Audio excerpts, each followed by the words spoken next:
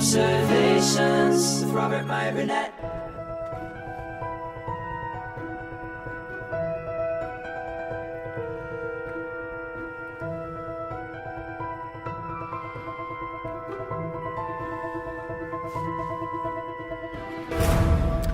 Well, greetings, Imagination Connoisseurs. You know, I just decided to jump into the show today. I didn't have to tell you who I am or what I am, other than the fact that I'm Robert Meyer Burnett, and this is Robservations, episode number 621. And I got to tell you, I had more fun on the show yesterday than I've had in a long time. And I wanted to talk about the Zack Snyder trailer even more. But the first thing I want to talk about or show you is the album cover that I was thinking about yesterday. I went and found it because it's fucking metal, man. And it, to me, when it started me off on my reverie about the Snyder Cut trailer that dropped. And here is the album cover. It is the Frazetta painting. It's Frank Frazetta, and it's the cover of the Molly Hatchet album. Now, Molly Hatchet, they had a number of album covers like this, but this was the one. This was like the iconic.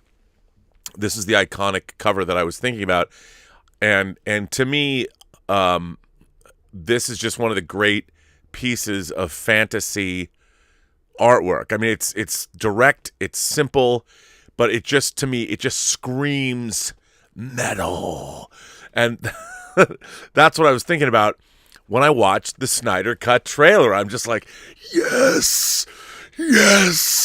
you know, and whatever the creature sounds like, and you know, there's a lot of fantasy imagery in both prog rock and heavy metal music, and I know that somebody had sent me.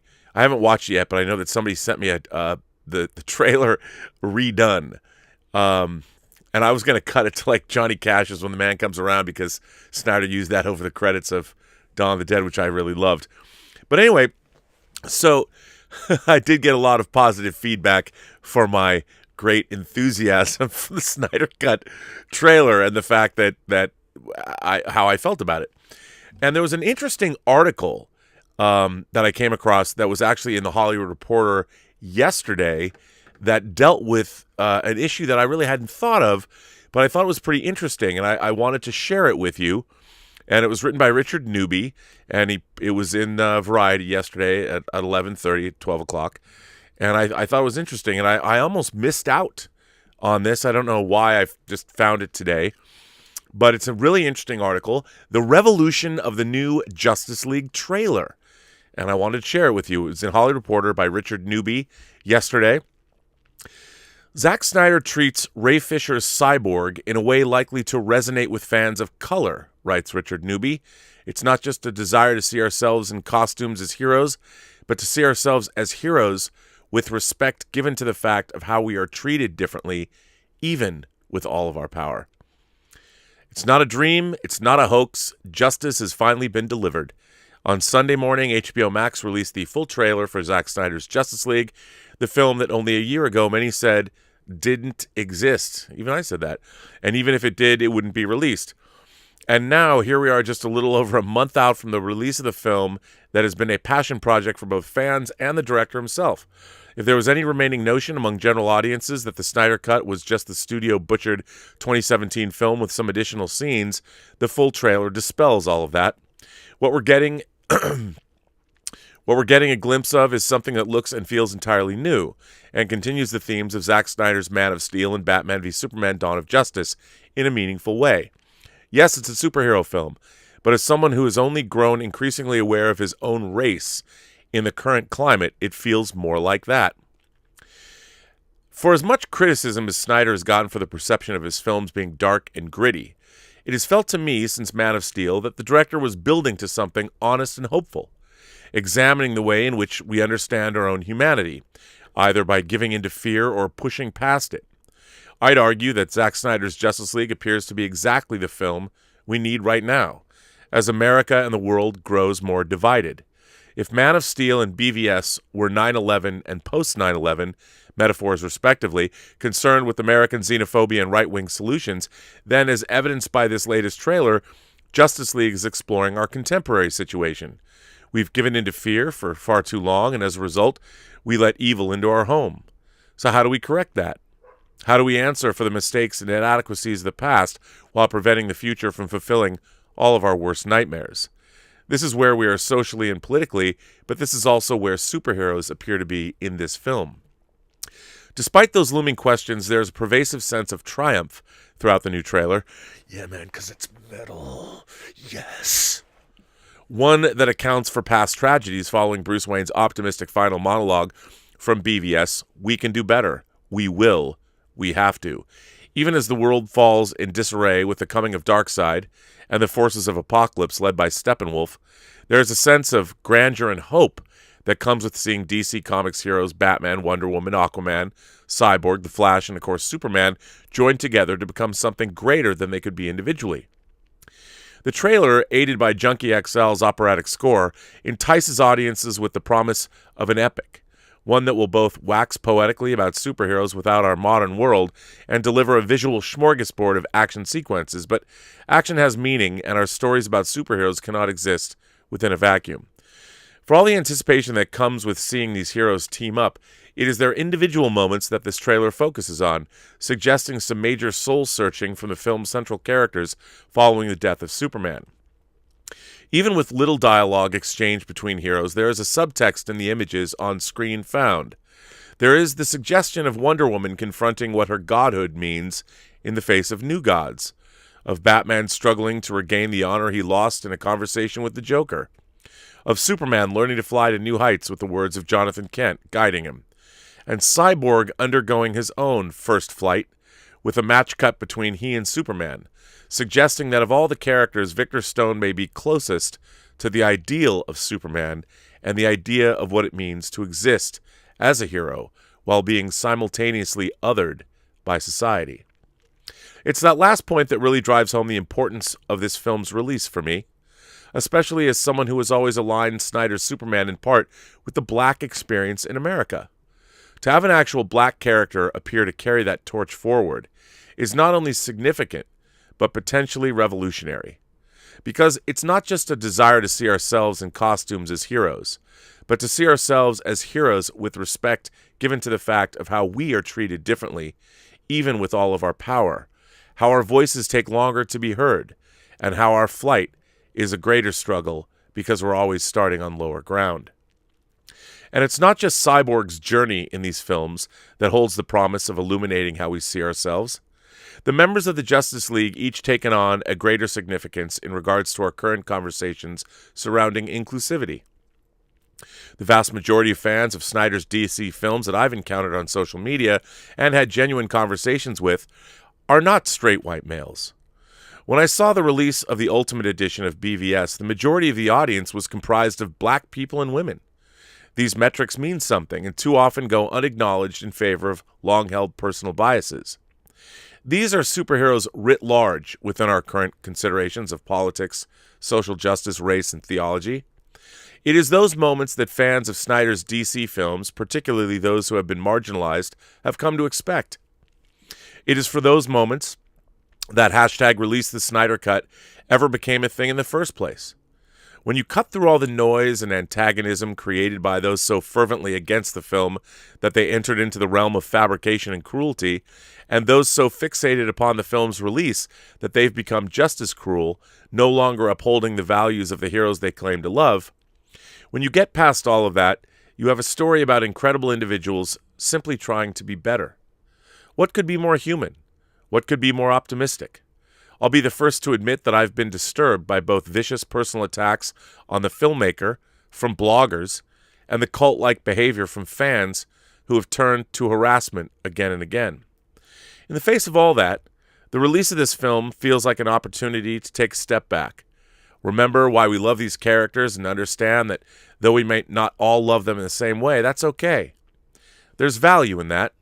There's value in the perspective that Snyder is offering with these characters. And there's value in listening to people whose considerations on these films don't come from the loudest and most traditional voices of comic book fandom. This doesn't feel like just another superhero movie, and that's because it isn't. It's a journey, one that many have followed both on screen and behind the scenes, and have seen themselves in. Whether Zack Snyder's Justice League marks the end of that journey or not remains to be seen, But the fact that it happened at all feels like a burst of hope in a world that could use more of it. You know, that article, he wrote that article, Mr. Newby wrote that article because of a trailer. And, you know, it never occurred to me, we tend to forget sometimes because we get so wrapped up in the things that we love, that we like, that the way we like things can be different from the way other people like things. That the way people see into things can be diametrically opposed to the way we see into things, even though we're both looking at those same things, pieces of media, movies, television, comics, video games. You know, I have usually, aside from Star Trek Discovery, a glasses half full approach to most of the things that we're getting. I was talking this morning on the John Campy show with John about, I've always believed that we truly live in an age of wonder in terms of the kind of, well, whether we're getting genre films and television and a lot of the things, video games, we're living in a golden age through a lot of this stuff. Not all of it is great, but a lot of it is great. A lot more of it is great than, say, I got 30 or 40 years ago. You know, I would find one science fiction or genre-related program coming out, whether it was Automan or Manimal, you know, and I would get excited for like 10 minutes as I read in the TV guide about what was coming. I'd watch an episode, and I knew it wouldn't last, and indeed it didn't. It went away pretty quickly. Even shows I kind of like The Fantastic Journey. It never stayed on TV very long. But nowadays, I mean, when I look at things, we got For All Mankind coming on TV, which I was late to the party, but wow, do I love that show. You've got The Boys Season 3 is going to get made. You have shows like Dark and The Expanse. And you do have, whether you like the Star Trek shows or not, you do have Star Trek Discovery, Picard, Strange New Worlds, and Lower Decks. I mean, maybe we'll get a Section 31 show. Look, I'm not sticking up for Star Trek here. Don't think I am. But what I'm saying is there are people that watch Star Trek Discovery. There are pundits on YouTube that really enjoy modern Trek. People like Jesse Jenner, Katowski. They're big fans of the new shows. And while I hate them, I don't want to take away from other people's enjoyment of things. If people like things, you never know. I mean, there's a lot of things that I like that people don't necessarily like. But what I liked about this article, what I thought was really important about this article, was the idea that Zack Snyder's Justice League, if nothing else, it represents a triumph for both Zack Snyder as an artist and a filmmaker who was working within a corporate system that, well, basically destroyed him. And it's a reemergence that shows it doesn't have to be all bad, that new perspectives, such as the big bosses at AT&T and what they want from things, were different from the old regime at Warner Brothers, the Kevin Tsujihara regime that didn't necessarily want or need the same things. I mean, ultimately, I have no illusions about the fact that we work in a capitalist system. Movies and television are a product. They're widgets. They just happen to be widgets that are a great collision of art and commerce. But they are widgets. They're just things to be sold. That's why they're made, to make a profit. As much as I love movies and television, I don't have any illusions about the fact that they exist to make somebody money. And when I see something that's really great, it has meaning. And I do think that this whole Zack Snyder, the Snyder Cut, the journey that the fans went on, the journey that Zack Snyder went on, the journey that Warner Brothers went on as a publicly held company is pretty interesting, because at first you had a regime that wanted to lock up certain amounts of money, bonuses, things like that. When the AT&T merger happened and they took over, now we have Warner Media. Mr. Kilar is one of the most important people in Hollywood now, and HBO Max has become a real player. But I don't think that the Snyder Cut would have happened had Warner Brothers not had this evolutionary period in their own life. The studio becoming part of Warner Media, merging with AT&T and all the things that entails. The only reason that the Snyder Cut is available, that we're seeing it, is because of that happening. And it's kind of interesting as a corporate evolution took place. Obviously, that has a lot to do with money, and you wouldn't think that AT&T's merger with Warner Brothers as a business decision and as a business evolution would actually have led to the artistic expression of one man finally being realized. But yet that's what happened, which is pretty interesting. AT&T comes in, merges with Warner Brothers after a long time working out the kinks in the deal, and it happens. And because of that, one of the first things that they did was they decided to make the Snyder Cut. So it's a pretty interesting evolutionary example of something that can happen within a corporate system that allows. I mean, look, if they thought there was no money in it, it wouldn't happen. I have no illusions about that.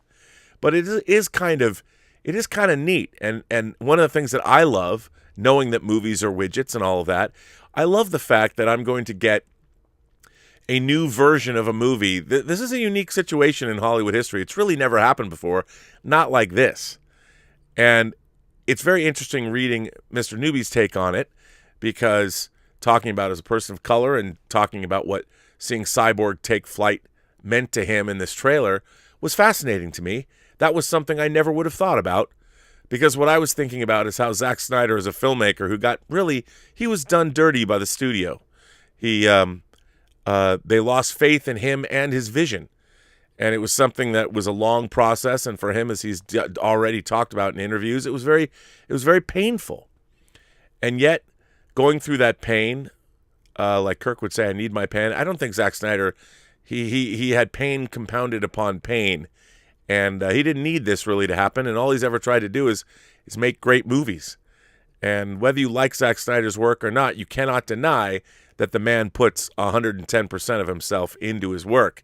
He certainly is never phoning it in. And I think that seeing that Snyder trailer, look, yesterday I was in a different mood because I was just watching the trailer, because I'm like, I like his portrayal of the DC characters. They're different than Marvel.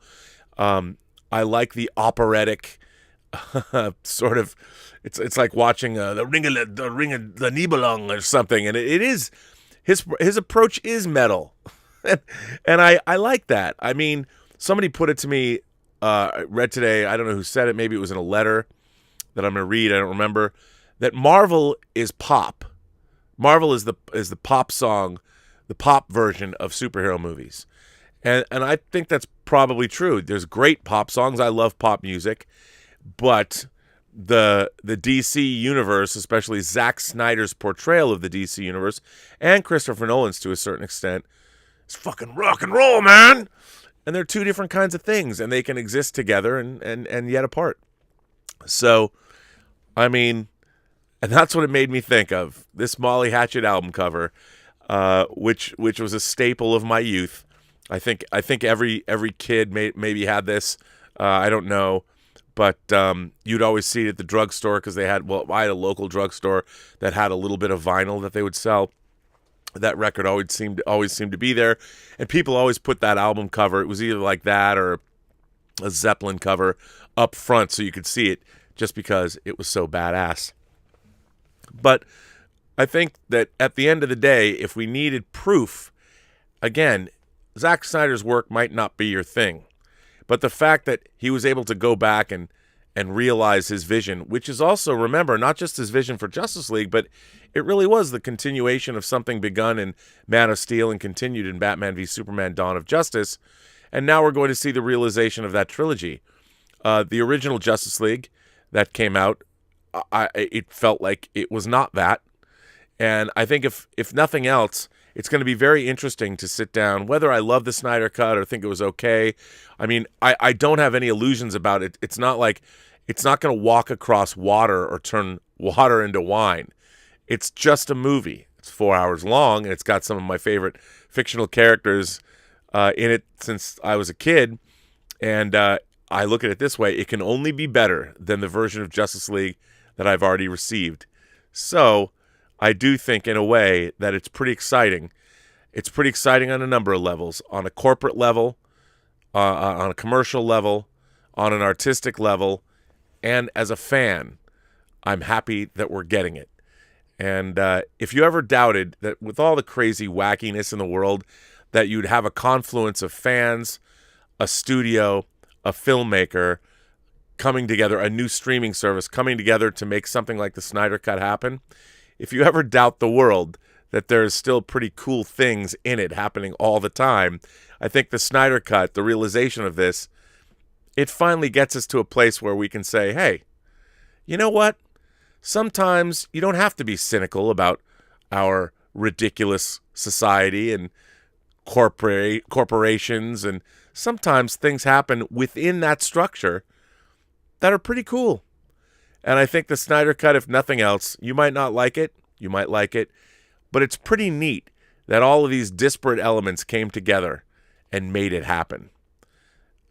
I think I'm going to have a really good time with it, and if nothing else, all that matters really to me is, did I like something or not? Am I going to buy it in 4K and put it on the shelf over there? Or am I just going to have a good time watching it? As I said yesterday, I can't wait because it looks so metal. So I'm excited.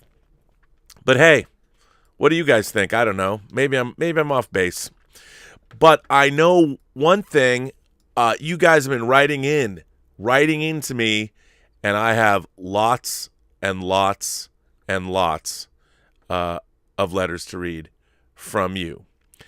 The first one that I'm going to read comes from Colin. Colin who wrote in the other day. Colin says, Hey, Rob. I know a large part of the Post-Geek Singularity community is preoccupied with Gina Carano, cancel culture, the League of Nations, etc. But I'm thinking about the Snyder Cut of Justice League. As you may or may not remember, I disliked Man of Steel so much, I wrote you a letter describing why. I enjoyed Affleck's masculine Miller-style Batman in BVS, but I thought the film mostly sucked. Justice League showed me what I already knew. These people own me. Despite how horrible the trailers were, the reviews, the fact that I hated the previous Snyder DC films, I bought a ticket and watched all the way through. Even worse than I expected. But I am a man who embraces this hypocrisy, and I'm happy to report, like you, when I watched the Snyder Cut trailer, I threw devil horns up at the screen. The epicness is dialed up to infinity. Snyder himself is dialed up to 11, like some cinematic cult member presiding over an orgy, and I'm pulling my clothes off. I have it on good authority that Superman, clad in black, bites the head off a certain bat, spits blood at the camera, then extends his long tongue. Yes, I'm a victim of hype and a happy one. Yes, I do 180s on things because, frankly, I just love this stuff. I don't expect anything beyond metal entertainment from the Snyder Cut, and I'm all for it. I've seen quite a bit of discussion about controversy, morality, and stories, and especially in the lives of these actors and filmmakers.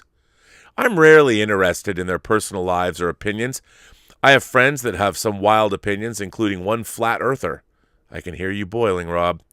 I don't expect these filmmakers to be different. Did Carano's opinions really change anyone's mind? Thanks to you, I watched the entire Ennui trilogy. Antonioni's a big deal to me. If he was still alive and decided to be anti-vax, I'd chuckle and still happily get armfuls of Moderna I received last week. No effects, but I had a sore arm for 3 days if anyone is curious. Like you, I always felt I got a lot of my morality from things like Star Trek, but I'm starting to question that. Would I be a racist if it wasn't for James Kirk? I highly doubt it. Don't forget I'm the guy who loves Johnny Favorite and was mad that the characters in Suicide Squad weren't really evil but lovable misfits. I wanted Dirty Dozen, and instead I got broke-ass Justice League. I think people overestimate the influence of these stories, and I don't mean that to degrade them at all. I'm the guy who literally talks Trek for hours with friends.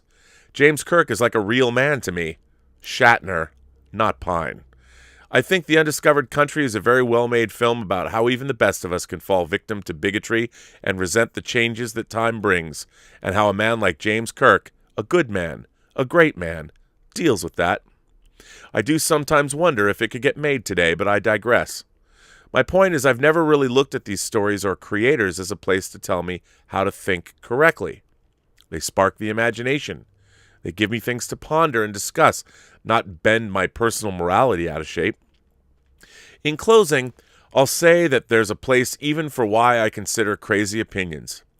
Last week, getting that vaccine, waiting the 15 minutes to see if I had a reaction, I watched the people around me in the auditorium and noticed how happy many of them seemed. Excited. It was like a socially distanced party in some areas. I felt grateful to all the amazing minds who came up with this, and also to the anti-vaxxers, because people like them are part of the reason there's safety protocols and regulations. We need different opinions, except for those alarming people writing you to call TOS corny and dated. A line must be drawn somewhere, Rob.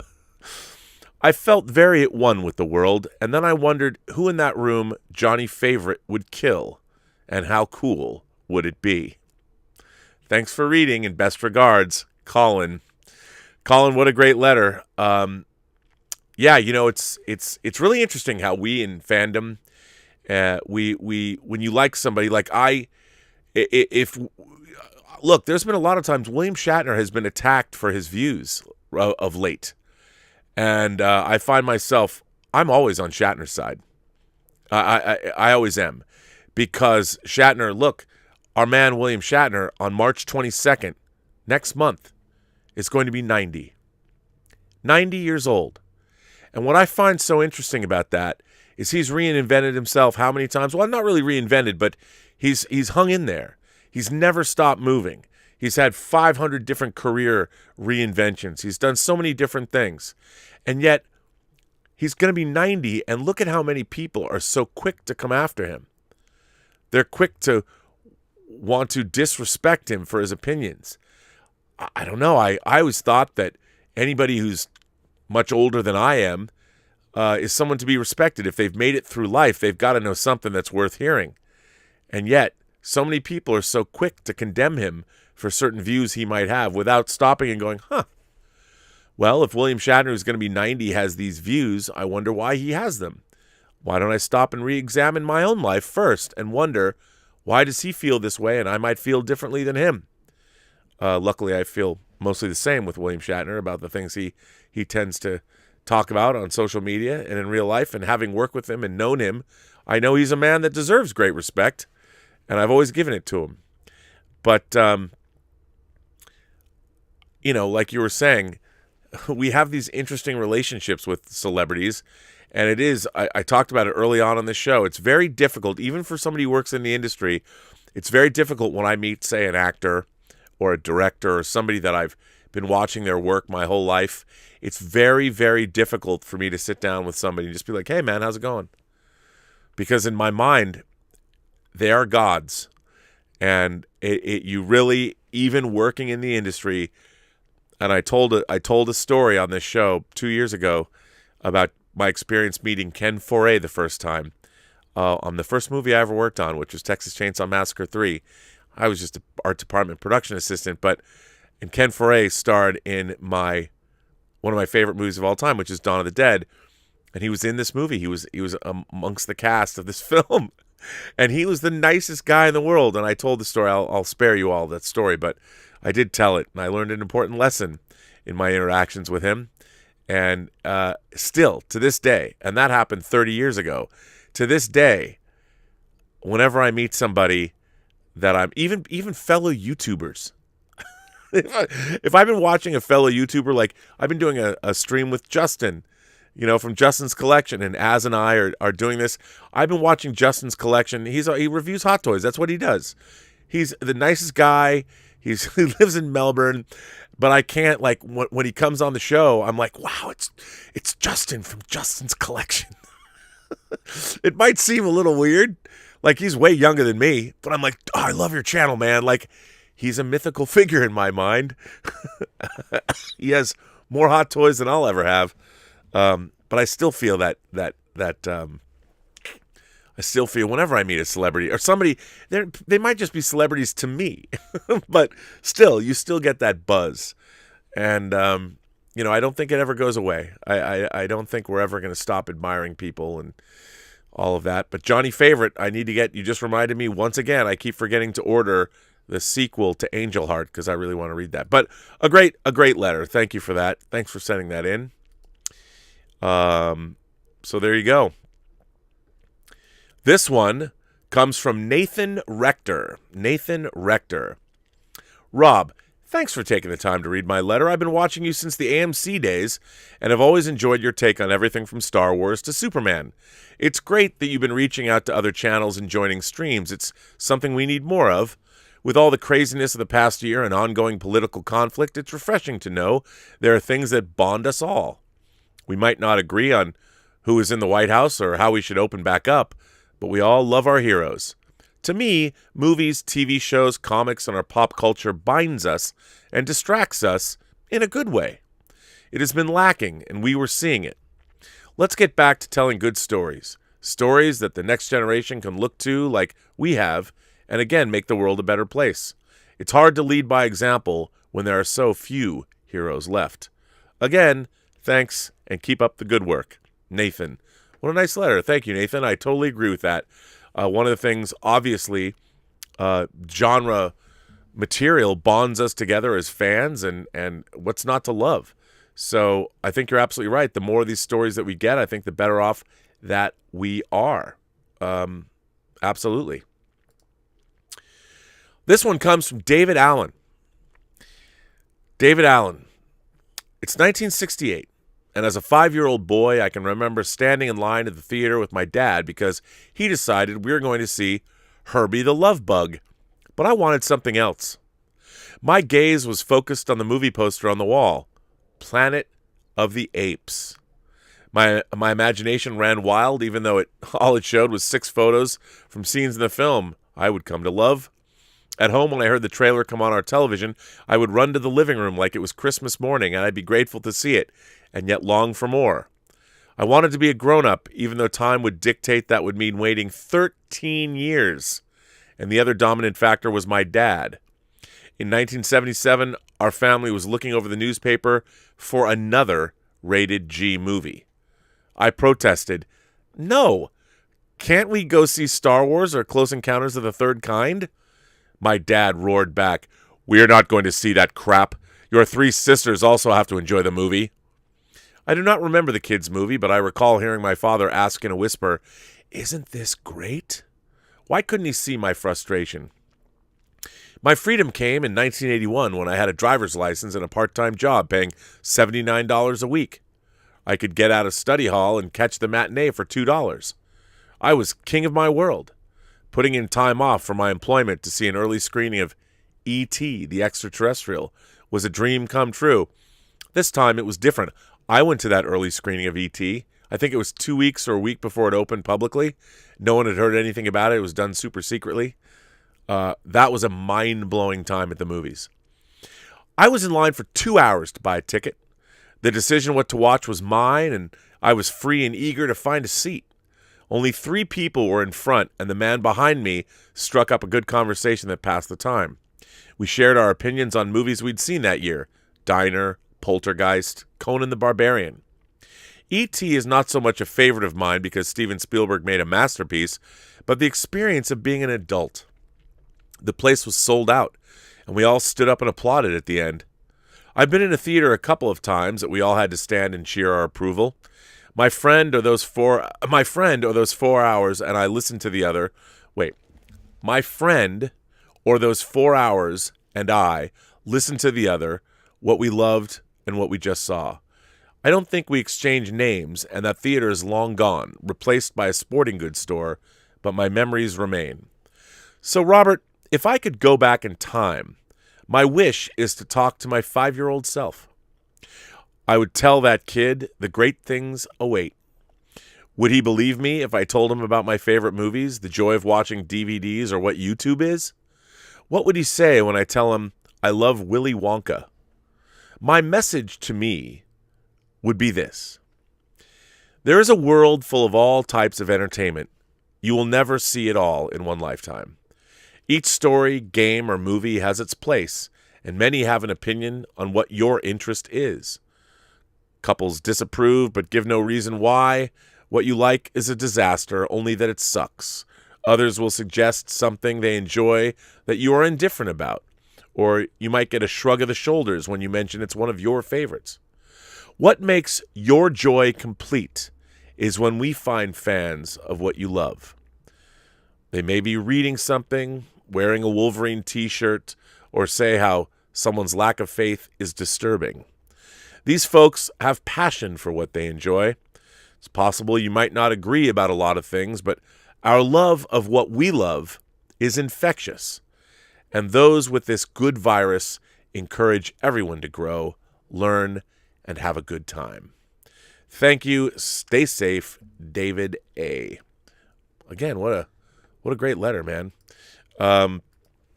Look, I agree with you 100%. I mean, I think that's what the popularity of places like conventions are all about. Whether you go to an anime convention and see everybody cosplaying, whether you go to San Diego Comic-Con, you can see just about everything you want. I think loving these things ultimately is an act of joy. That's why someone mentioned, going on different streams, meeting different people. I think my strength is that I try, with one exception, I try and celebrate the joy of loving all of these things. And I think it's only a good thing.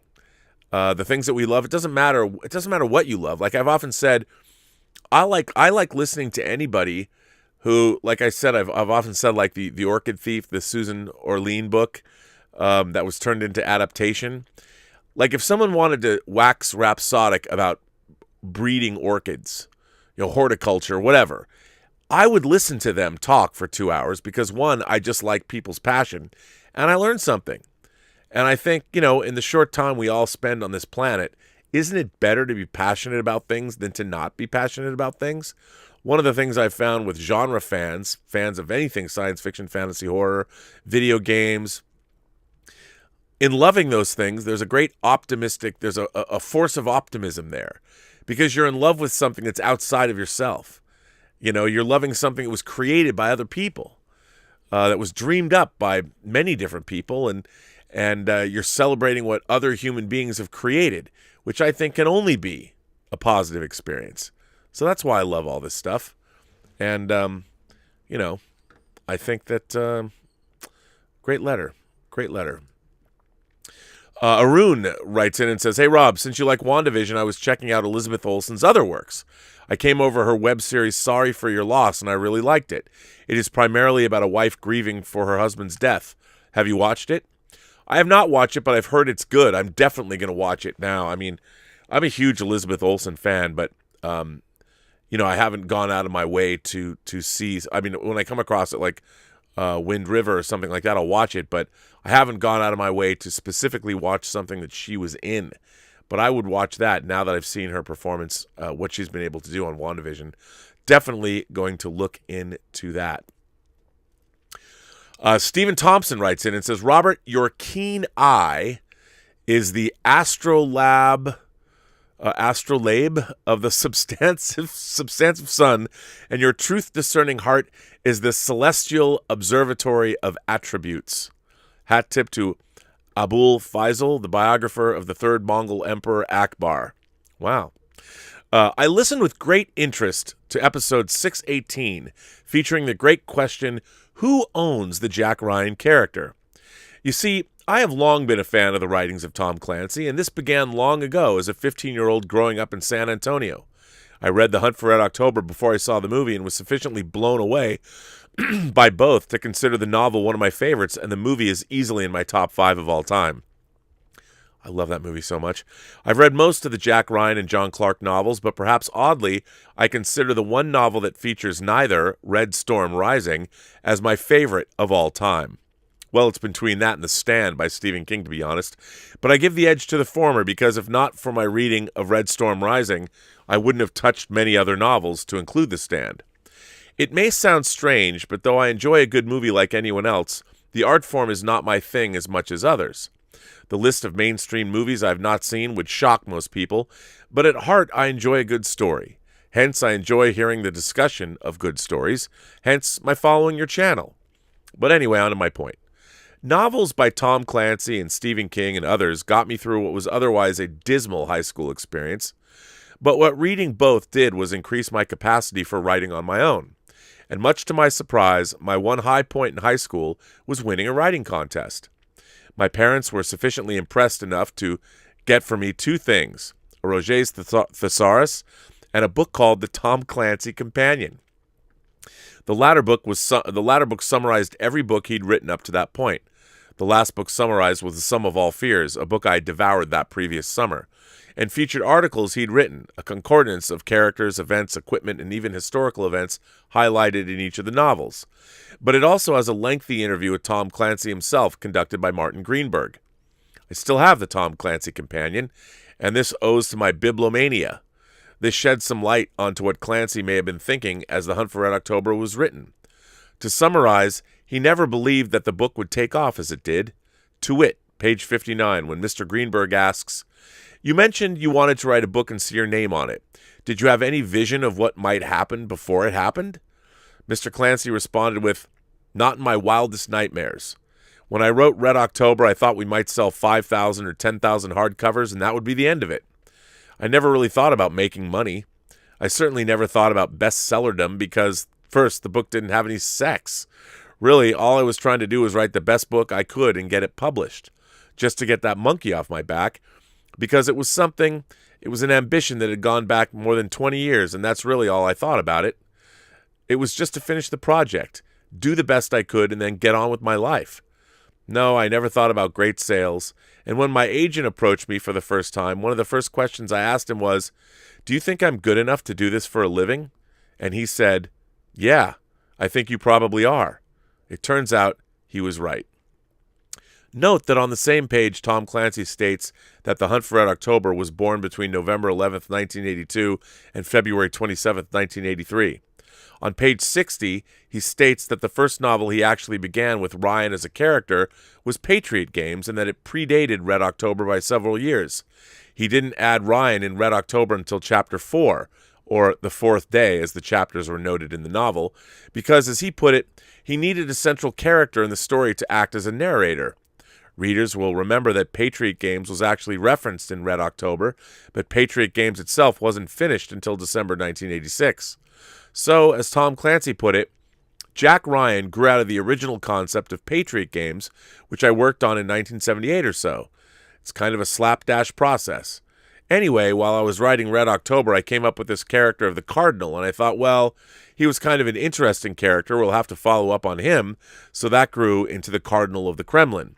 Also, the book I just finished, remember this interview was in 91, 92 or thereabouts, The Sum of All Fears is a project I started working on in 1979. That's when I wrote the first chapter. While what you said about establishing a chain of title and never turning over the rights to your creation is certainly sage and accurate, this whole thing got me thinking, what makes a franchise? Is it designed purposefully, or do they come about wholly by accident? I get the sense here that though Mr. Clancy did himself no favors by muddying the waters of who ultimately controls the rights to the Jack Ryan character, was he even thinking that far ahead? It sounds to me as if he firmly believed that if anything came of this book, it would be an obscure publication that made it not much further than Annapolis, the home of the Naval Institute Press. I, of course, am no lawyer, but it sounds to me as if one could enter the Tom Clancy Companion into evidence in the case who owns the Jack Ryan character. And from there, the fate of who owns him will be decided by a jury, most likely in a decision that will be more than likely to please no one. Word to the wise, make sure the ownership of intellectual property is clear as a bell to avoid situations like this one. But in any event, what makes a franchise? Do they come about by accident? Or are they planned and conceived? Or are they, in essence, voted on by the people? It is conceivable, after all, that the protagonist in the other Clancy novels after The Cardinal of the Kremlin could have featured anyone else other than Jack Ryan. It would be next to impossible to divorce Ryan from Red October, Patriot Games, or Cardinal, but he needn't appeared in any of the others. They would have been quite different for sure, but he was not necessarily required in the other novels. Well, what about executive orders when he becomes president, though? But would those novels be as compelling without Ryan? Would they have been bestsellers or fodder for movies without the Jack Ryan character? It's an interesting question to ponder, for we know not what those who toil in the world of imagination and creativity have in store for us. Next year or the year after or the year after that, or maybe even this summer, will we blunder into a character, a story, a bit of both that compel us to get a hold of the story no matter what format it is in and demand follow-ups to said story or new adventures featuring that character? For me, I imagine that the creation of a franchise is a little bit of all of those things, and it's something I suspect people in Hollywood and elsewhere forget, or perhaps understand to their immense frustration. But it doesn't stop people from trying, do they? After all, there is something in human nature that wants to be entertained by a story, whether it exists in an oral tradition, written form, in pictures, panels in a comic book or graphic novel, or on the cinema screen. We never know where the next big thing will come from, or when. In the meantime, take care of the legal business as soon as you can, lest it become a massive nightmare later down the road. That from Stephen Thompson. What a great letter. You know what? That's a really good question. Like, I've often talked about how the Rocky Horror Picture Show, the movie, became a monster hit. And the movie was, of course, an examination. It was an adaptation of the Rocky Horror Show, the stage play, the stage musical. Now, I think when they made the Rocky Horror Picture Show, they didn't know it was going to become a staple on the midnight circuit for the next 45 years. I mean, they didn't know that. And you couldn't, I think that when you're making something like Star Wars, George Lucas, when he was making Star Wars, sure, he was thinking, okay, this is from the Journal of the Wills, and it's part of a larger story in his own mind. But really, when he made Star Wars, he was just hoping it would be successful. And famously, him and Steven Spielberg left and went to Hawaii together when the movie was coming out because he thought for sure it wasn't successful. So I think when it was, I think the great franchises of our lives are, in a way, no one really sets out to make a franchise. I think people might hope that what they've done become a franchise from a business perspective, but you just never know what's going to hit and what's not going to hit. There's a lot of things that are contingent on whether something becomes a hit, and I don't think you ever really know. And it's fun. It's actually I think one of the great joys of my life has been watching franchises happen. You know, you get excited. For instance, I never thought there was going to be a sequel to Alien. I loved Alien. I went and saw it when I was 12 years old. I coerced my grandfather to take me to see it. Nobody would take me because it was R-rated, and when I saw it, I was terrified, and I didn't want my grandfather to know. I loved it, but when Alien was over, it was over. You know, it was a pretty definitive ending.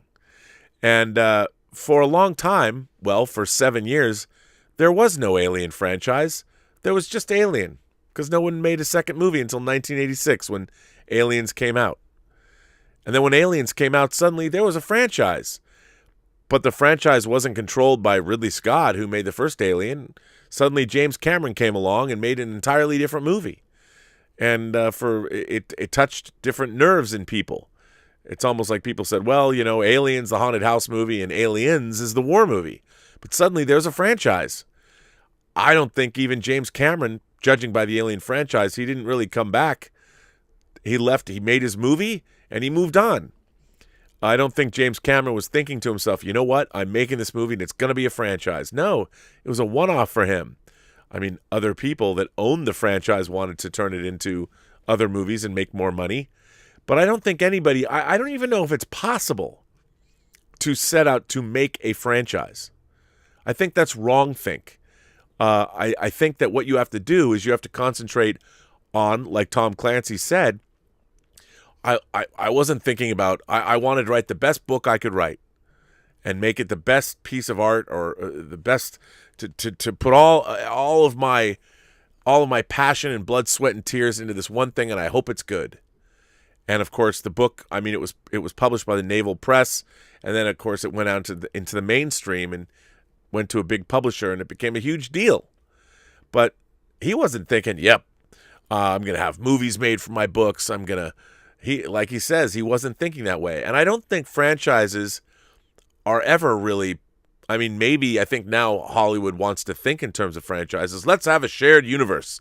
Let's have the dark universe. And the only way you can have a great franchise, in my mind, is you have to make something great to begin with, whether it's a video game like The Last of Us, or whether it's a movie like Die Hard, or Star Wars, or take your pick, whatever your favorite franchise is.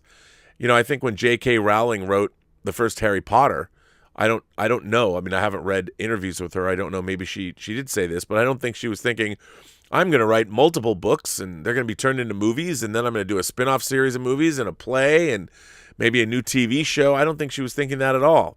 She just wanted to write the best book she could for her kids. That's how it all begins. And I think when you try and start with a franchise, like, we're going to make a franchise, you're forgetting the Burnett axiom, which is never put your universe before your characters or your stories.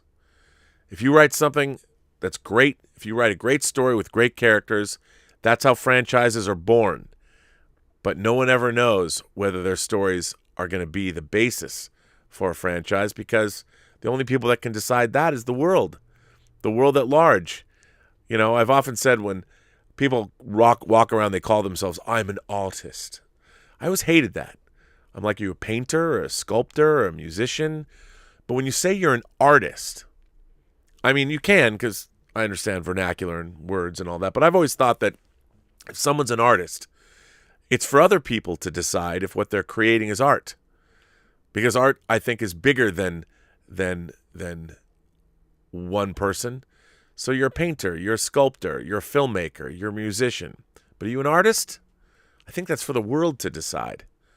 And I think the same is true of a franchise. Only the world can decide whether a franchise is going to exist. And all a creator can do is try and do the best work possible. And maybe if that work gets out into the world and the general public loves it, and they want more, they demand more, well, then maybe franchises are then going to be born. But if you tried to start making a franchise, I think that you're never going to be able to make the thing that people would want to be made into a franchise, because you're taking it from the wrong point of view.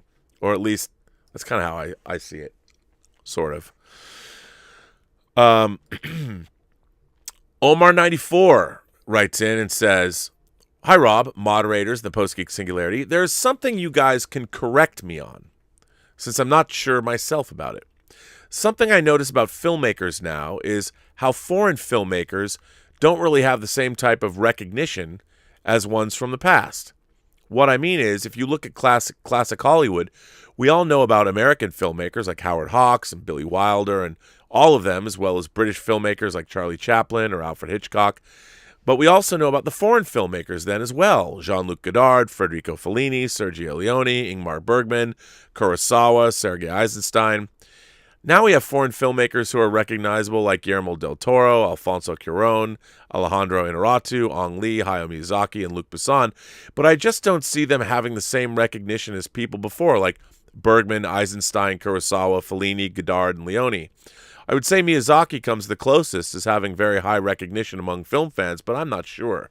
As I said earlier, this is something you guys can correct me on, since I'm not sure myself. Thanks, and live long and prosper. It's actually kind of an interesting question to ponder.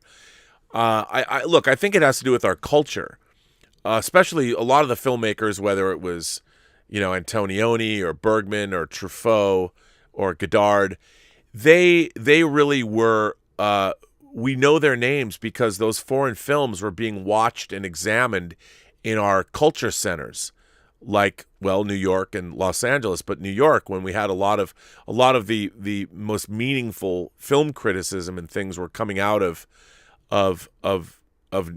those areas, and people were going to see those movies as part of culture. Nowadays, I mean, you'd go to a foreign film and that would be something you'd go to, like you'd go to the symphony, and it would be a big thing. And there was a lot more ink spilled on foreign cinema in places of culture like New York City or Boston or Chicago, LA, than there is now. There's a lot of great foreign filmmakers working today that we hear very little about them. And unless they're at the Academy Awards and they're one of the 5 pictures or however many pictures are nominated for the Academy Awards, you very seldom hear about foreign films. And I don't think foreign films, unless something crosses over like a Crouching Tiger, Hidden Dragon or something, foreign films or a Parasite, you when something like this wins the Academy Award, then the filmmaker and then maybe people start looking toward Korean cinema for things. But I think the problem is our culture has changed, and we don't have, first of all, we don't have the kind of film criticism that we used to have, and I don't even think we have the kind of films we used to have. So the idea of the French New Wave or Italian neorealism or things like that, we don't have those kinds of movements anymore, and why people are watching cinema has changed. I mean, I defy you to go back and watch things. Like I was lucky to see a favorite foreign film of mine last year at Marienbad, about 5 years ago.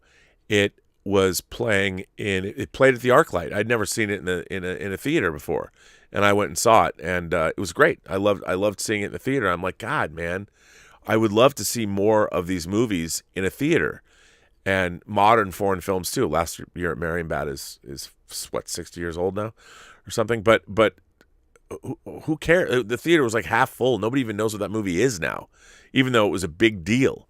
I think that our culture has just changed, and Americans, like, I would be hard pressed. I couldn't tell you who's working in Bollywood now.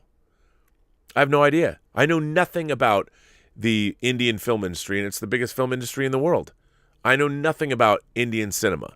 I mean, I could tell you about Lagan. I like that 3-hour movie about cricket. Love that. Or Robot, or the Apu trilogy. But there's hundreds and hundreds and hundreds, thousands of Bollywood films that I know nothing about, which is nutty.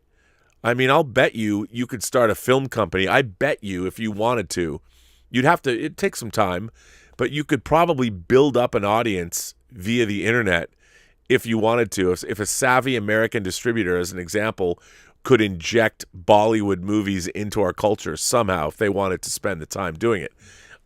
Maybe not. But I just think, our culture is such that, unfortunately, we don't put the same importance on foreign cinema as there used to be. And that's why we don't hear about it as much, which is kind of a bummer. Enterprise H, our friend Enterprise H, writes in and says, The Art Ascendant. Greetings. First, since you did not read my last letter to Robservations, I hope that you passed on my thanks to Ashley Miller and Robert Wolf for answering my question. I did. I mean, I told Ashley Miller. Secondly, while we're on the topic of Andromeda, I came across some troubling news regarding its star. Would you happen to know why Facebook deleted Kevin Sorbo's page? Enterprise H, NCC 1701H. I have no idea. I really don't know much about what Kevin Sorbo is doing these days. Did he do something bad? Is he going to be canceled? Has he done something horrible that Facebook deleted his page for? Did he say something incendiary? I really don't have any idea. No clue. I'd have to look into that. So we shall see. We shall see. Here's a good question. Jamie Wright writes in and says, Hi, Rob. Recently, I've just completed the new God of War film, which is a masterpiece, by the way. As I was playing it, I think you're talking about the new God of War video game.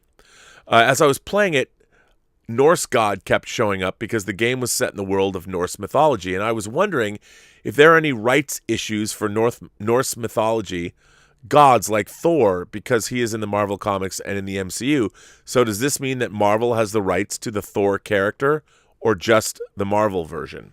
Probably a stupid question, but thanks. It's not a stupid question. The Norse gods are totally in the public domain.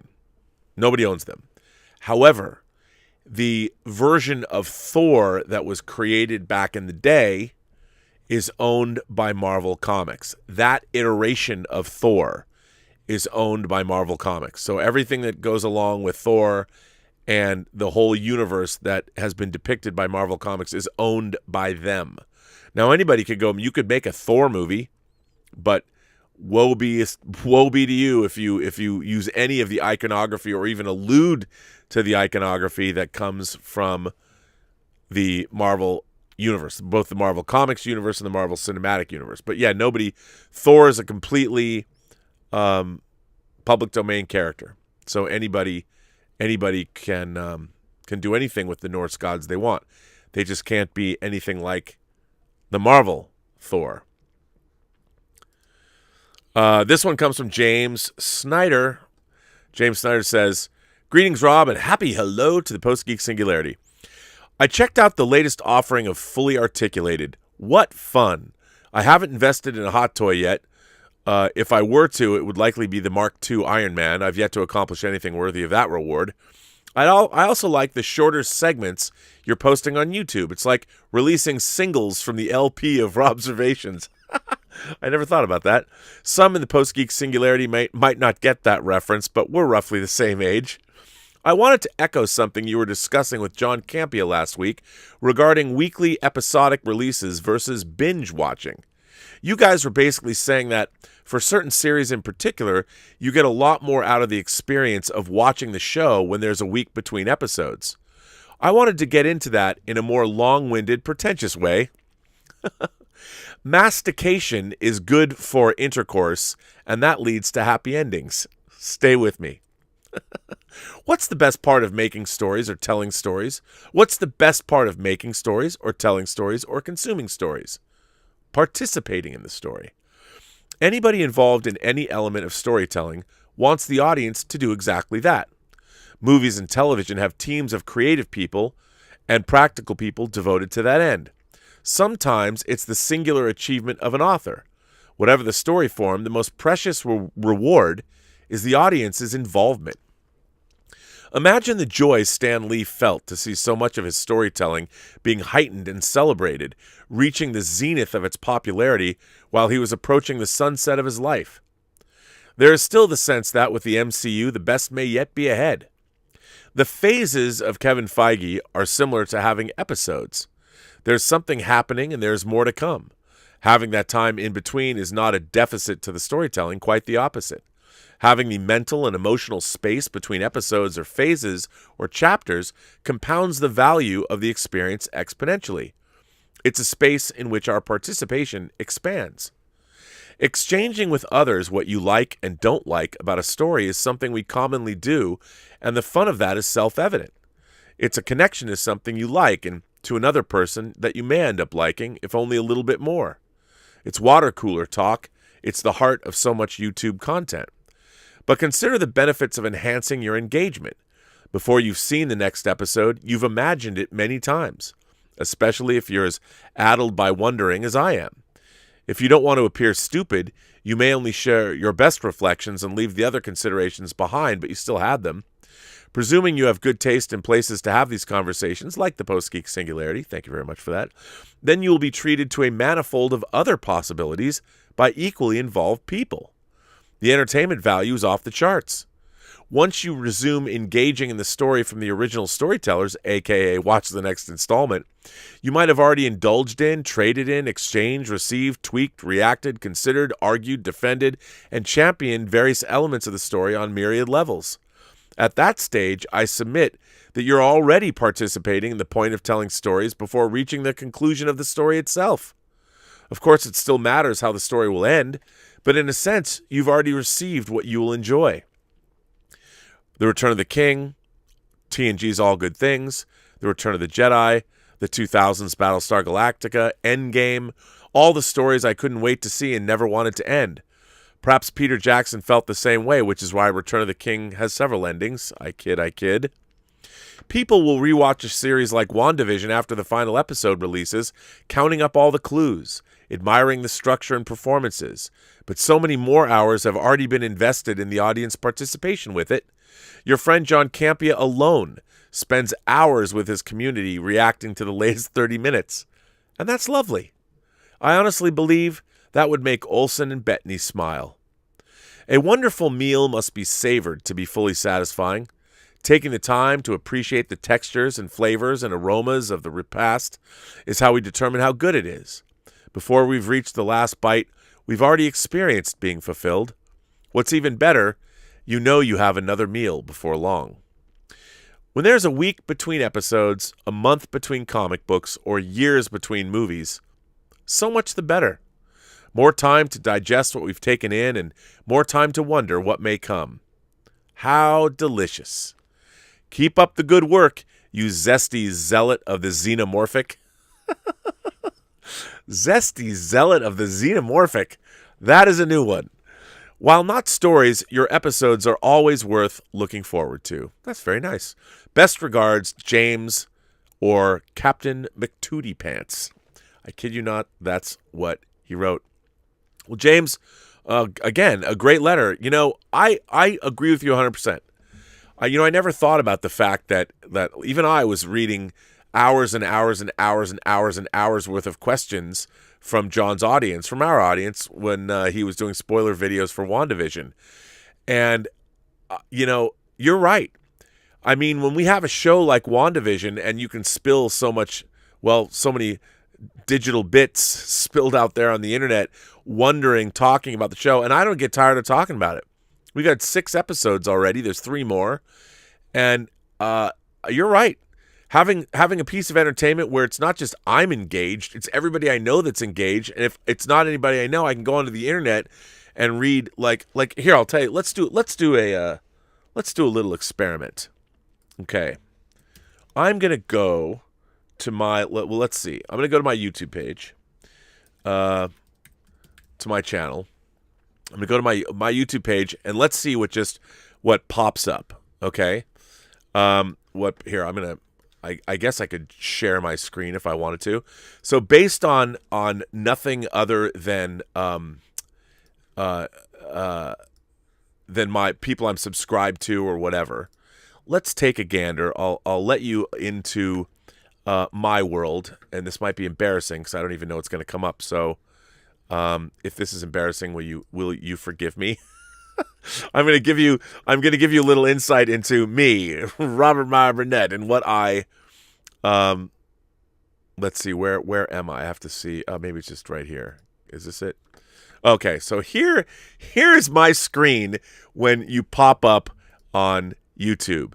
So this I don't know what this is going to say about me, but okay, let's take it from the top. Well, you've got my show that's broadcasting right now.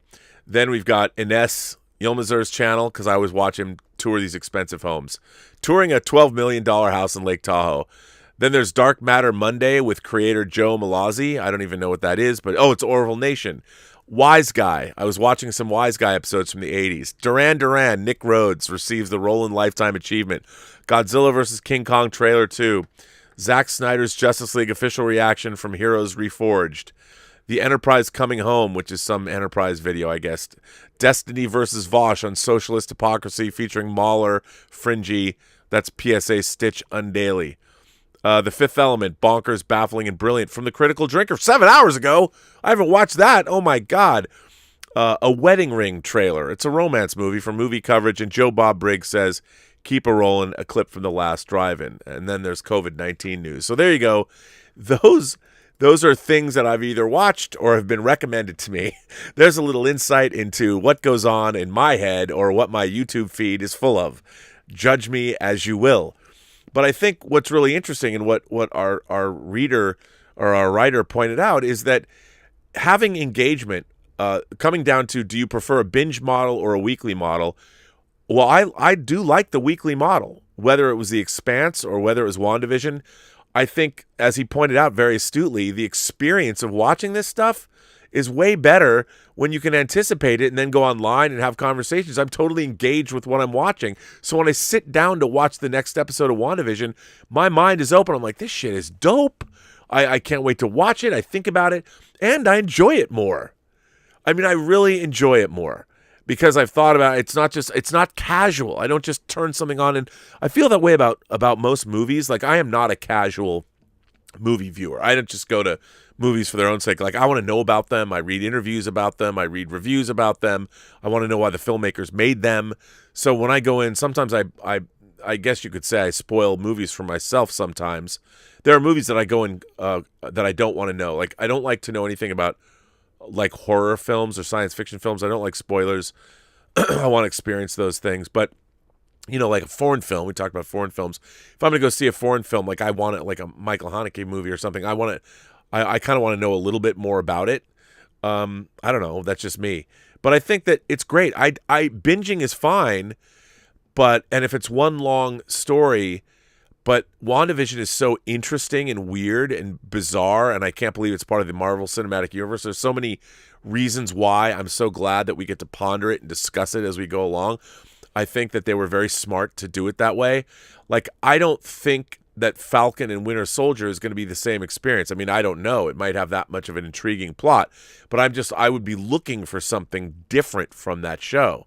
But I still think parceling it out over, or maybe I'll feel differently. I'm glad we have all this engagement with WandaVision. I don't know if Falcon and Winter Soldier is going to be the kind of story that I would have just liked to have binge watched, because it's more of an action adventure type of a show. Like, the great thing about WandaVision is I would have hated to be binging the show and just be like, oh, I'm watching, and then get to episode 4 after Monica got kicked out of the Hex, and seeing that 4 begins with her being unblipped, unsnapped, the unsnapping. I'm so glad that I got to ponder the episodes, because when we get to 4, it's so different. It wouldn't have had the impact that it had if I was just binging it. I don't think I would have remembered everything. I wouldn't have thought about all these things. So I think you're right, man. I prefer this model of non-bingeable stuff. Although I will say this, on a show like, say, The Queen's Gambit, I would not have wanted to wait. It was much better. I thought it was a much richer experience binging it all at once, because it was a much more straightforward narrative about one person that didn't have the kind of surprises. So I think it really depends, honestly. I think it really depends on what you're watching. But yeah. Ladies and gentlemen, boys and girls, gentle beings, I know her, I love her, and you love her too. The great Willow Yang. That's right, Willow Yang. Who is Willow Yang for you new subscribers? Willow Yang is a foundational member of the Post-Geek Singularity. She is a molecular biologist. She just got her PhD. She's like a real doctor. And she also writes great letters, and she is cute as a button and smart as hell. And she has been working her way through Star Trek. She had never seen Star Trek. She's been working her way through Star Trek, and she periodically sends us letters about her experience. And she has written a good one about a very famous episode about Star Trek Deep Space Nine. By the way, you can read her letters on the Burnettwork.net website. She has a column called Willow Talk. She's also very horny as a girl. She wants to see all kinds of deviant sex acts, which in my mind is a plus. So here is Willow Yang. Greetings, Rob. Hi, Rob. Interesting. Greetings, Rob. I'm writing my thoughts on what is widely regarded as one of the defining episodes of Deep Space Nine, Season 6's In the Pale Moonlight. Just to refresh everyone's memories, the story takes place during the height of the Dominion War, which is apparently not going so well for the Federation. Every day they are suffering heavy losses, and their only hope now appears to be to convince the Romulan Empire, who currently has a non-aggression pact with the Dominion, to join their side in the fighting. In order to do that, Sisko must trick the highly influential Romulan Senator Vreenak, it's a fake, into believing that the Dominion is plotting an attack on the Romulan Empire. To do this, he enlists the help of Garak to create a forged recording of the supposed plot against the Romulans, and invites Vreenak to drop by the space station while en route to his meeting with the Dominion. In a rather not-so-subtle instance of foreshadowing, Vreenak drinks synthesized Romulan ale from the replicator and comments on how it's only an approximation of what the real beverage is.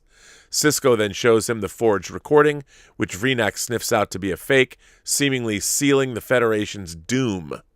In a twist of events, however, Vreenak is killed after his ship exploded in what appears to be an act of sabotage committed by the Dominion, and the Romulans agree to join the Federation in the war. Sisko, however, realizes that it was actually Garak who had sabotaged Vreenak's ship in order to turn the Romulans against the Dominion, but is persuaded by Garak to cover up the crime for the greater good. The episode concludes with Sisko saying that he can live with it before destroying his personal recording of the events. Curtain falls. What I particularly loved about In the Pale Moonlight is the way that the episode is structured. The story is told entirely by Sisko in a series of flashbacks as he records in his personal log of the events that transpired weeks ago. This gives the episode a very stage play-like quality to it as the protagonist stares into the camera and seems to break the fourth wall as he speaks directly to the audience, expressing his thoughts and feelings. I don't know much about Avery Brooks's background, but I've always felt that he possessed the style of a theater actor, that he might always brought a bit more drama and flair to his performance. In the Pale Moonlight is able to really accentuate Brooks's talents with his scenes of Sisko alone in a room, monologuing as if he was standing on a stage. It's a refreshing change from the traditional form of storytelling that we're used to, and I'm very impressed to see Star Trek experimenting with different formats. Related to this, I thought the screenplay for In the Pale Moonlight was just superb. It was just superb. I loved all of the small hints and details that were dropped throughout the episode. There is the aforementioned foreshadowing with the synthesized Romulan ale. There is Garrick's request for the heavily forbidden biomimetic gel, a substance that can apparently be used to create organic explosives. And when the story finally culminated in the shocking reveal at the end, everything came together beautifully. Garrick's plan was nothing short of brilliant.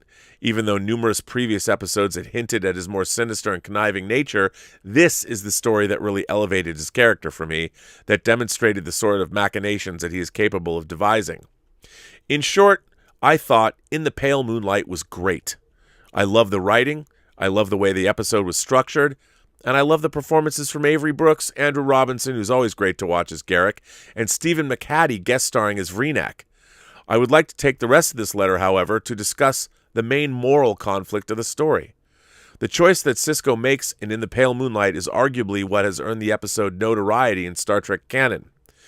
But is this really the first time that a line has been crossed? If you can recall my previous letters, I do not at all buy into the perception that In the Pale Moonlight is the episode that pushed boundaries, that it is the episode where Sisko, driven by desperation, does something utterly unconscionable and betrayed his Starfleet values. In my opinion, Sisko has already done something far worse in the Season 5 episode For the Uniform. I cannot help but feel a bit amused when Garrick, after being confronted about Vreenak's assassination, told Sisko, "That's why you came to me, isn't it, Captain? Because you knew I could do those things that you weren't capable of doing." Does Garrick know that Sisko had ordered the use of weapons of mass destruction on an entire planet in order to capture one terrorist? Why is the murder of one Romulan senator, a plot that Sisko wasn't involved in and had no knowledge about until after it had already been carried out, presented as being worse than the use of WMDs? The Maquis weren't even at war with the Federation and posed little if any threat to them, unlike the Dominion, which was on track to conquering the entire Alpha Quadrant and murdering billions of people. Sisko's decision to cover up a crime in order to fool the Romulans into joining the Federation's side of the war is far more justifiable than what he did in For the Uniform, where he appeared to be primarily lashing out in anger and wounded pride. Now, I'm certainly not saying that being an accessory to murder is moral or good. In the Pale Moonlight definitely presented a beautiful case of a classic question of, does the end justify the means? And Sisko's actions are definitely outside the typical ethical boundaries of Starfleet. However, is, as Garrick puts it, the life of one Romulan senator, one criminal, and the self-respect of one Starfleet officer worth trading for the freedom and safety of the trillions of lives in the Alpha Quadrant? From a strictly utilitarian perspective, I'd say it's a resounding yes. But is the unauthorized use of chemical weapons on civilians worth it to capture one terrorist who is not even at war with the Federation? In my opinion, Sisko did not cross the line in the Pale Moonlight. He has long hurtled over the line just a season earlier. Live long and prosper, Willow. Well, Willow, another great letter. I don't know what to tell you. I mean, I have to go back and watch For the Uniform. I haven't watched it since your last letter that you wrote in about it, and I really need to, because it's fascinating how you've objected to that, and I don't remember it that way, so I need to go back and do it. But I think, what's amazing about In the Pale Moonlight, and I'll go back to something Spock said. Spock said once that why is it harder for you to comprehend the death of, I'm paraphrasing what Spock said, but Spock said, why is it so difficult for human beings to what does he say? He says, Why is it easier for you to contemplate the death of one instead of the death of millions? Meaning, we talk about genocide all day long, but you talk about somebody murdering one other person, and people are like, oh my God. And I think there's something to that. I think the thing about In the Pale Moonlight is it's up close and personal. It's like the difference between killing somebody with a knife and killing them with guns. With a knife, you have to get up there and stick it into somebody and push it in and feel their life force ebbing out of you. So I think it becomes more personal. And the fact that it was a Romulan, a high-ranking Romulan, and they allowed it to happen, I think that's probably where that all comes from. But for the uniform, I need to go watch that again because of what you said. But I think that's why. It's because you've never seen a captain condone murder. I mean, even though the needs of the many outweigh the needs of the few or the one, still, that's bad. It's bad stuff.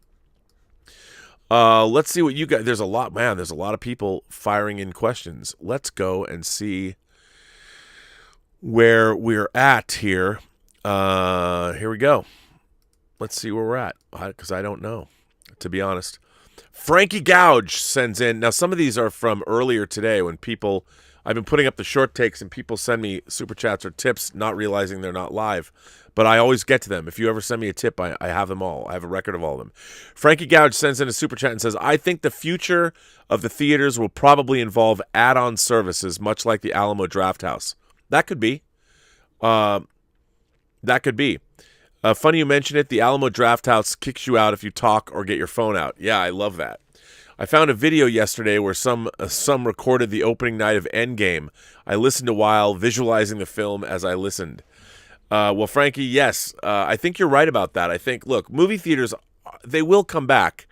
It just, the business is changing. I don't know how many will have survived by the time we have movies coming back, but I hope so. And maybe it's like an a la carte service, but it kind of is now. But it'll be interesting to see where movie theaters wind up. I look, they're such a big part of my life. I don't want to lose movie theaters. I really don't. Armani Martinez says, do you find it ironic that with theaters shrinking and physical media dying, that fans want Justice League to premiere on the big screen and IMAX even own it physically for their collection? I don't. I think that Zack Snyder's Justice League represents, especially for the people who fought for it, represents a victory.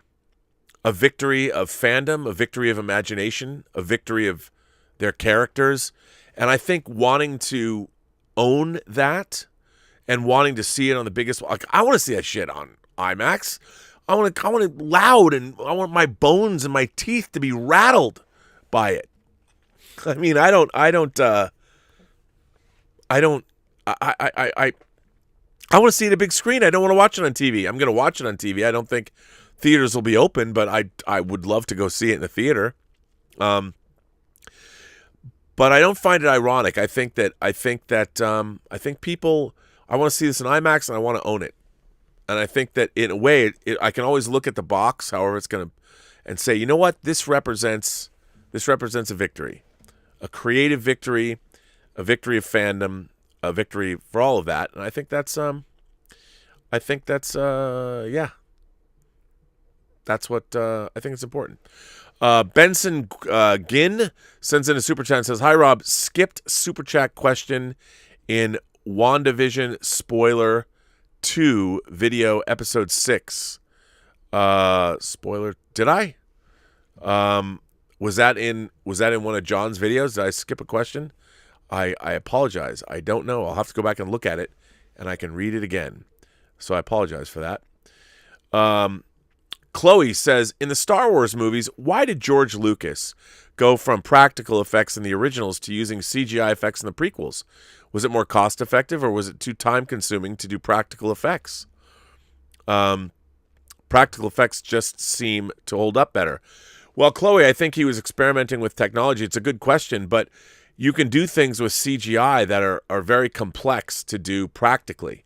And I think that's what he was doing. I mean, people forget that there were more models built for the Phantom Menace than any other film that was ever made. So the Phantom Menace does represent a cross between practical and CG effects, but I think CG just made a lot of the things a lot easier to do. For instance, spaceships. When you're shooting a spaceship model via motion control, you have a spaceship that you can program the moves in, but you're still limited by the fact that it's on some kind of a rod or a post, and it's being moved around by a computer, and the camera's moving this way. When you have a CG spaceship, you can make it move any way you want. You can make it more dynamic. You can have it followed by a virtual camera as fast as you want. You can plunge into clouds.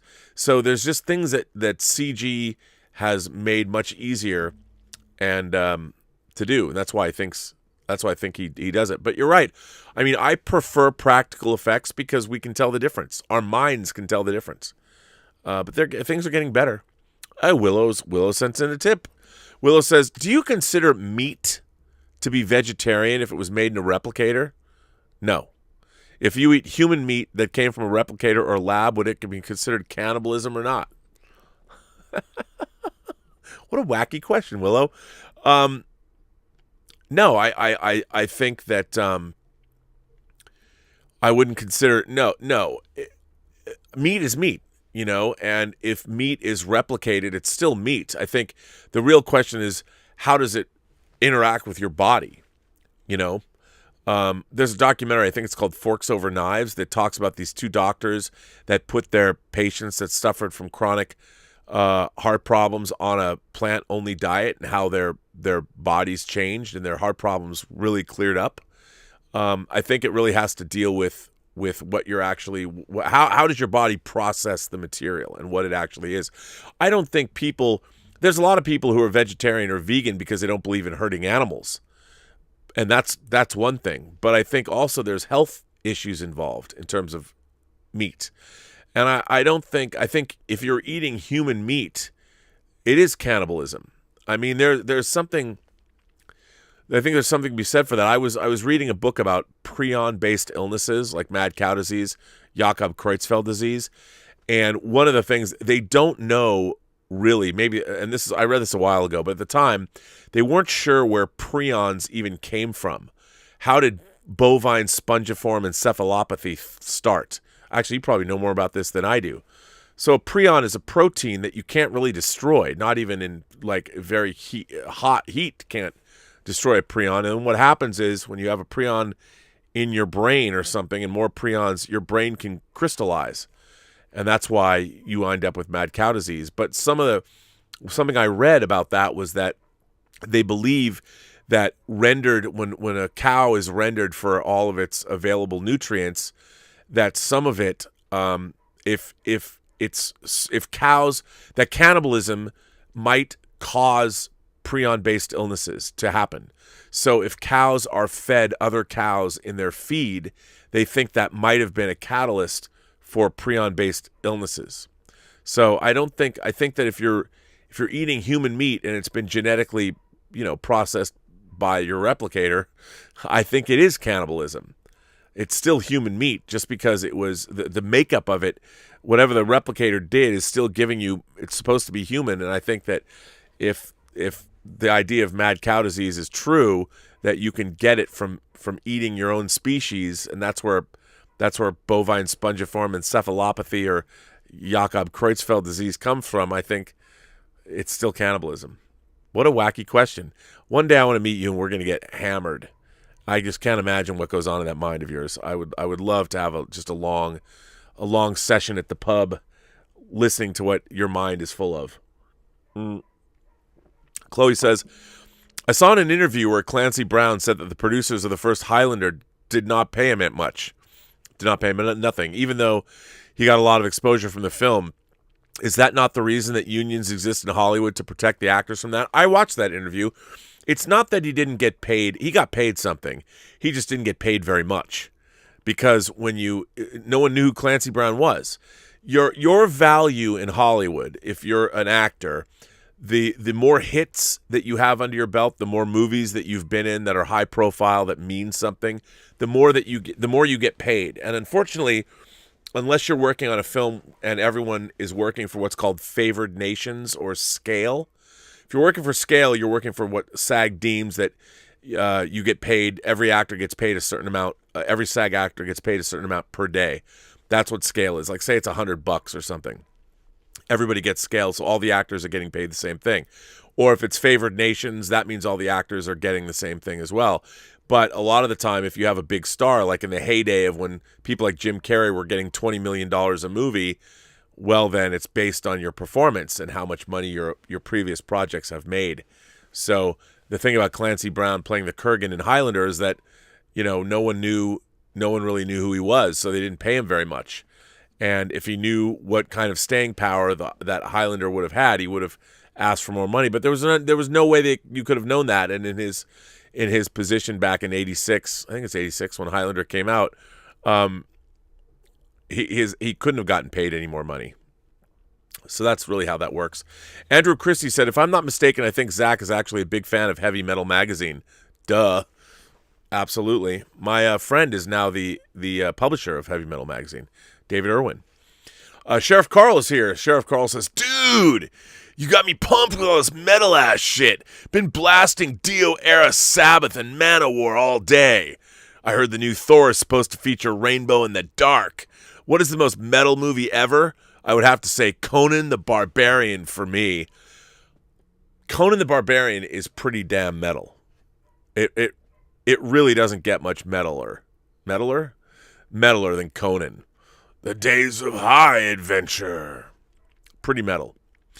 Is there anything more metal than Conan? Probably not. I would. You know what? That's got to be one of the most metal movies ever. Conan the Barbarian. Absolutely. Andrew Christie sends in a tip and says, it's interesting. Snyder has often been criticized for appealing to straight, white, hyper-masculinity. I've been following the Snyder Cut movement for the past year or so, and it's possibly the most diverse fandom I've ever witnessed. Well, I think that's what the writer, that's what Richard Newby was saying in the Hollywood Reporter article. In fact, the leaders and organizers of the whole movement are predominantly women of multiple backgrounds and cultures. Zack's fandom reaches all over the world. It makes you really contemplate how vastly underrated Zack is as an artist. You don't see someone like, for example, Michael Bay, who I think Snyder sometimes gets unfairly compared to, not a knock on Bay, generate a fan base like him. Fascinating. Well, I'll tell you something. I think people forget that, Zack Snyder, younger people, if you look at things like Sucker Punch, I think pretty empowering movie for the ladies, even though I don't necessarily think it's a great movie, but it's certainly fun to watch. And to be fair, I did buy Hot Toys figures from Sucker Punch. I did buy Baby Doll. I don't know what that says about me, but I did. So, yeah. But yeah, I think it is diverse, and you watch people. I've met people and done streams. I think Zack Snyder's appeal. Look, I mean, he created the Wonder Woman character. He did Sucker Punch, the Gaul, the Owls of Gaul. What is it called? I forget the name of it. But he's done a lot of really interesting things that appeal to, I think, a wide variety of sensibilities and people. So you're absolutely right about that. But that's, people say things without really understanding them, and I hate when they do that. Our own moderator, Bunyan Snipe, says, do you have the 6-scale Fison Death Dealer Molly Hatchet figure? I do not. I do not have that figure. I didn't get it. I should have. Bo Sumner sends in a super chat and says, I just wanted to say I've been a big fan of yours since I first started following Collider or John Schnepp. I never met John, but I honestly think about him often. He had a love for things nerd. Well, thanks, Bo. He did. John Schnepp was in a way, I think the reason why we bonded and why he even asked me to come on Heroes on the first place was because he knew that, like him, we would see each other at conventions or get together and it'd be like, dude, have you seen this? Like, did you get this omnibus? Like, John was never like, hey man, how's it going? He's like, check this out. Look at this thing. And we were birds of a feather that way. And he was, look, John Schnepp was exactly what you would expect. He was a giant. He was like, was he 6'6" or something? Huge guy. And he always had something fun to talk about. And he was just, He loved all things nerd, and yeah, and I miss him, man. I gotta say, I miss him. I love doing Heroes when we were doing it more than once a week, and I could see more of him. It's now that you bring it up, it's weird to think that he's gone. Stubble McShave says, are there movies that have been made without incentive to make money? Was there any movie that was financed even if they knew it would lose money? Maybe Life of Brian, where George Harrison paid for it just because he wanted to see it. It ended up profitable. Well, I think, I don't know. I mean, there are some places like when you get tax shelter money or there are grants for the arts. Like I know in the UK, they've got art, they have grant money or lottery money. They set aside lottery money and you get to make movies and not necessarily have them be profitable. But I think for the most part, movies are just expensive to make. You've got a lot of people. It's a lot of manpower. So, you have to have a return, I think. But I'm sure that there have been movies that have been made and no one really cared about the money. But I think it's always the hope that there will be some kind of a return.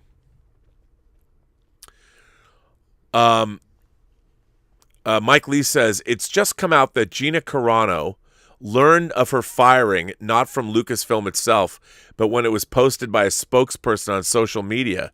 They never contacted her privately beforehand. That is Bush League. That's bullshit. Is that true? Wow, that's so lame. So lame and cowardly.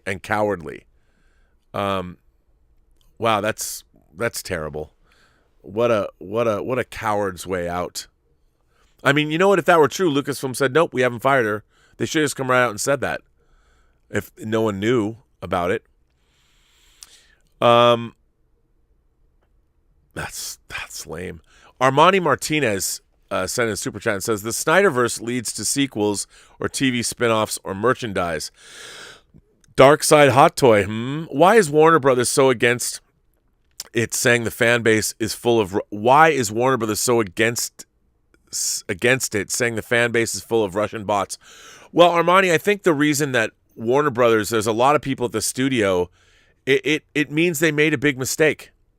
And I think that Justice League turned out to be a big mistake for them. There was a lot of people that the failure of Justice League was a big embarrassment to the studio, and it shows that if the Snyder Cut is good and the fan base embraces it, I mean, already it's been embarrassing that this fan movement took off, and I'm sure there's people at the studio like Toby Emmerich who really wished that this Snyder Cut thing would go away, because it just proves that the people at the studio made a big mistake, and it's a blemish on their record, and nobody wants to be known for making that kind of a mistake. So that's what I think. That's why I think that they don't want it to happen. And the thing is, the reason it did happen is the new AT&T overlords at Warner Brothers. Well, they didn't care. They're like, these people want this movie. Why don't we make this movie? What do we have to do to make it? Because they don't have any. They have no dog in that hunt. They're not embarrassed. They're like, well, if we can make it, let's make it. Let's put it on a streaming service. Why not? And so that's why it got made. Bo Sumner instead, hang on. I didn't realize this. I didn't realize you sent in two. Bo said, I just wanted to say I've been a big fan of yours since I first started following since Collider and John Schnepp. I never met John, but I honestly think about him often. He had a true love for things nerd and honestly made an impression on me. You carry on that love that he had for it all, and I'm truly grateful. Well, Bo, that's very nice of you to say. Yeah, as I said, that's why we got along, and I think we worked well together because we liked all the same stuff. I mean, we live in this, I'm surrounded. We live in a world now where everything we could have possibly wanted gets made. I mean, you can find the most obscure third-party action figures out there if that's what you want. Our comic books are being recolored and collected into these beautiful, beautiful absolute editions. There's so much good stuff as far as being a nerd, and John, like me, liked all of it. Wasn't just interested in one thing, liked all of it. 200 Watt Studio sends in a super chat and says, I love the Snyder Justice League trailer. Yes. Did you receive your discs from Hong Kong Rescue? I have not. Waiting for mine. Also, my Valentine's purchase Sex World has shipped. The 4K from Vinegar Syndrome. Well, good for you, sir. I guess mine would be shipping too. Yeah. That's I'm glad you got that. I have not received my Hong Kong Rescue discs, and I ordered them a long time ago. What can you do? Bunyan Snipe says, is the "I don't even know who you are" line from Endgame a reference to the Old Boy remake and that scene with Olsen and Brolin? I don't think so. Maybe. I don't think so. Maybe Brolin threw it in as an ad-lib. I don't know. Could be. That's a good question. I never thought about that. Jason S. says, looks like Texas is in a strange freezing winter storm warning. Really could use some global warming right now. Well, remember, Jason, is climate change and the idea of global warming. If you look at the actuary tables, our planet has been hotter and hotter and hotter every year. That doesn't mean you don't have, part of the reason that we have this crazy winter storm in Texas is because of climate change. It's because of global warming. And there's going to be a lot more of it. Having really unsettling or unusual cold weather is all part of that. So, but if you look at how hot the planet's been over the last 20 years, it's been hot. Will N. says, looks like Robin McCall was a complete embarrassment. Did you get a chance to see the pilot? If so, thoughts? Personally, I have no vested interests. Just find it crazy CBS thought this show would revive their network. I would assume you're talking about Clarice. I haven't seen it. I just read the script, and I had no interest in seeing it. But I probably still should watch it just so I can not talk out of my ass. I hated the pilot script so much, and I love Thomas Harris's books, and I don't know. I can't watch it. It would bum me out.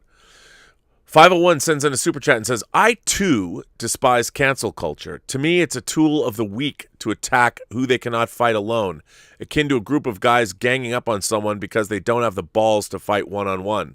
Live long and prosper. You know what? I don't disagree with you. I think cancel culture's lame. It's also, it's bizarre. It's bizarre that people do that. 501 says, my wife requests for Elizabeth use The Fifth Element. That's a good one. Now I have to watch Critical Drinker's video on it, and then I love Fifth Element. I love it. I think it's great. Multipass. John M. says, I love the little clips of Robservations shows that have been posted. Keep it up. Lots of great letters sent in recently. When will they be available to read on the Burnettwork website? A lot of them are up there. I mean, they get put up. It's Mike Bodden puts them up. And they should all be up there. Everything that I read should be up there. Sam Phillips says, hi, Rob. Do you think Zack's Justice League will be on Blu-ray, not on March 18th, but sometime after? I heard, I think I read that it is coming on Blu-ray. I hope so, because I want to get it. I think it would be great. Yeah, I would imagine so. I hope so. McD Staples sends in a super chat and says, I played Iron Maiden's Hallowed Be Thy Name over the new Justice League trailer. It made me love the trailer even more. Hey, yeah. I like that. Well, that's good. Well, ladies and gentlemen, boys and girls, gentle beings, kind souls, all of you here across 28 known galaxies, however you identify, it is time for Robservations, episode number 621, to come to an end. I still have many more letters to read, but I have work I must do. We're going to try and bring back Elizabeth tonight. We'll see if that can happen. Anyway, I want to thank everybody for their generous participation, for sending in super chats and tips. Thank you very much, but mostly for sending in letters. Love those. If you want to send me a letter, go to the Burnettwork.net website, and that's where you can find me. I want to thank my moderating staff, beginning with Mike Bodden and the Richard. Joshua Levesque is here. Greg Smith is here. Justin Toner is here. What a great bunch. Bunyan Snipe is here from the UK. I want to thank all of my moderating staff. If you want to go interact with anybody, you can go find them. Find the Richard. He's always doing something crazy on the Facebook page for Post-Geek Singularity. There's also Facebook pages for Whining About Movies, for Fully Articulated, and Let's Get Physical Media. So you can go find the Richard there and all of those kinds of things. And that's it. Like we come now to the end of Robservations episode number 621. My God. It's so funny. Greg Smith, who's in this chat, one of the moderators, the first Robservations we filmed at his house. And we've done 621 shows. Man, that's crazy. Anyway, I want to thank all of you for being here. And thank you for subscribing. Smash that like button. Subscribe if you want. Say that because it helps the analytics of the channel. And we always want to grow the channel, which is always good. So thanks for all that. Anyway, remember, every person you meet has a story to tell that you have yet to hear. All you have to do is listen. And with that, I say to all of you, have a better day.